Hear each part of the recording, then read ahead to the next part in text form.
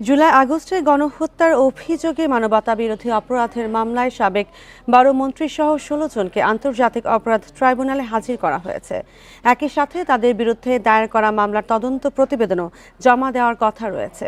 এর আগে নভেম্বর ও ডিসেম্বরে ২ দফায় তাদের ট্রাইব্যুনালে হাজির করা হয়।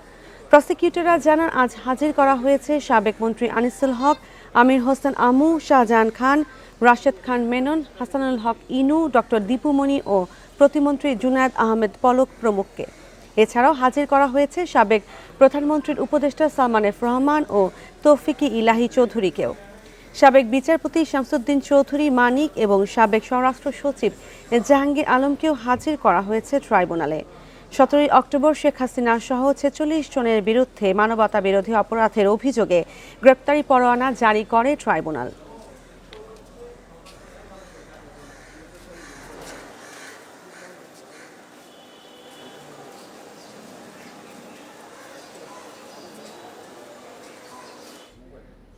আর এ নিয়ে আরও জানাতে ট্রাইব্যুনাল চত্বর থেকে যোগ দিচ্ছেন সহকর্মী জাহিদুল বাশার। জাহিদুল বাশার, আজ কতগুলো মামলার শুনানি হওয়ার কথা রয়েছে এবং তদন্ত প্রতিবেদন কখন জমা দেওয়া হতে পারে?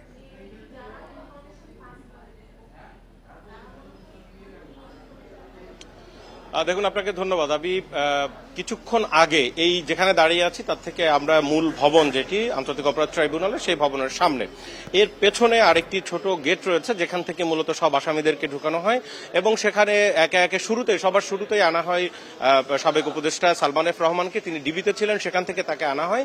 এরপরে কেরানীগঞ্জ, নারায়ণগঞ্জ কারাগার এবং গাজীপুরের কাশিমপুর কারাগার থেকে একে একে যেই বাকি ১৫ আসামি তাদেরকে আনা হয়। এর মধ্যে সবার শেষে আসেন হলো দীপু মনি, আর মাঝখানে এছাড়া আনিসুল হক, শাহজাহান খান, রাশেদ খান মেনন, হাসানুল হক ইনু, জুনায়েদ আহমেদ পলক এ সহ মোট ১৬ আসামি এরই মধ্যে তাদেরকে আনা হয়েছে। এবং আমি যদি একটু দেখাই, এই মুহূর্তে ঠিক এই পাশে যে গেট, ইন্টারন্যাশনাল ক্রাইমস ট্রাইব্যুনালের যে গেট, সেই গেটের একটু ভেতরের দিকেই আমরা যদি একটু দেখাই যে ওখানে গারদখানা আছে, সেই গারদখানার মধ্যেই কিন্তু আসামিদেরকে রাখা হয়েছে। কিছুক্ষণের মধ্যেই তাদেরকে আসলে মূল যেই ট্রাইব্যুনালের যেই এজলাস, সেই এজলাসে নেওয়া হবে, দোতলায় রয়েছে, সেখানে তাদেরকে উঠানো হবে। এবং এই জায়গাটি কিন্তু অনেক বেশি পরিচিত, কারণ এখানেই আপনি জানেন যে আওয়ামী লীগ সরকার, জামাত ইসলামী এবং বিএনপি নেতাদের মানবতা বিরোধী অপরাধের বিচার করেছিল। তো যাই হোক, সেই জায়গায় এখন সেই গারদখানাতেই তাদেরকে রাখা হয়েছে। এবং এই যে ভবনটি, এই ভবনটি কিন্তু সংস্কারের পর, এই উদ্বোধনের পর, এই যে সরকারের যারা গুরুত্বপূর্ণ আসামি যারা রয়েছে, সাবেক সরকারের যারা মন্ত্রী সহ উপদেষ্টা যারা রয়েছে, তাদেরকে কিন্তু এখানে আজকে প্রথম হাজির করা হয়েছে। অন্যদিন আমার পেছনে যেই টিন শেড রয়েছে সেখানে বিচার কাজ পরিচালিত হতো।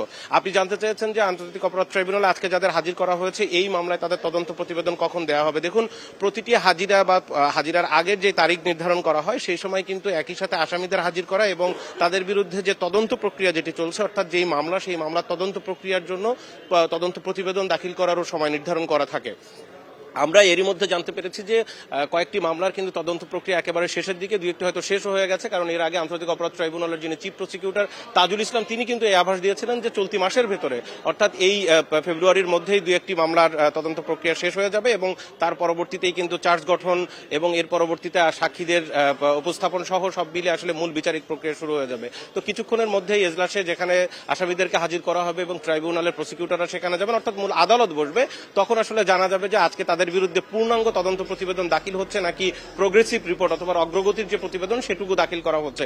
মূলত এই আসামিদের সহ, শেখ হাসিনা সহ মোট ৪৬ আসামিকে ২০২৪ সালের ১৭ অক্টোবর তাদের বিরুদ্ধে কিন্তু গ্রেপ্তারি পরোয়ানা জারি করেছিল এই ট্রাইব্যুনাল। এবং তার ভিতরে এখন পর্যন্ত আমরা এটি বলতে পারি যে আওয়ামী লীগ সরকারের যতজন আসামিকে এই মানবতা বিরোধী অপরাধ সহ থানার মামলায় গ্রেপ্তার করা হয়েছে, তার মধ্যে সবচেয়ে গুরুত্বপূর্ণ অর্থাৎ হেভিওয়েট আসামি যেটিকে প্রচলিত ভাষায় বলা হচ্ছে, সেই সব আসামি ১৬ জন তাদেরকে এখানে আনা হয়েছে। এরাই হচ্ছে সবচেয়ে গুরুত্বপূর্ণ ব্যক্তি। এখন আজকে তাদেরকে হাজির করার পরে তাদের বিরুদ্ধে যে তদন্ত প্রক্রিয়া কতটুকু এগোলো, পূর্ণাঙ্গ হলো কিনা অথবা প্রগ্রেসিভ রিপোর্ট আসছে কিনা, কি বেরোয়েছে এখন পর্যন্ত তদন্ত প্রতিবেদন, সেই বিষয়গুলো আমরা কিছুক্ষণ পরে হয়তো জানতে পারবো ট্রাইব্যুনাল বসলে। ট্রাইব্যুনাল চত্বর থেকে জানাচ্ছিলেন সহকর্মী জাহিদুল বাশার।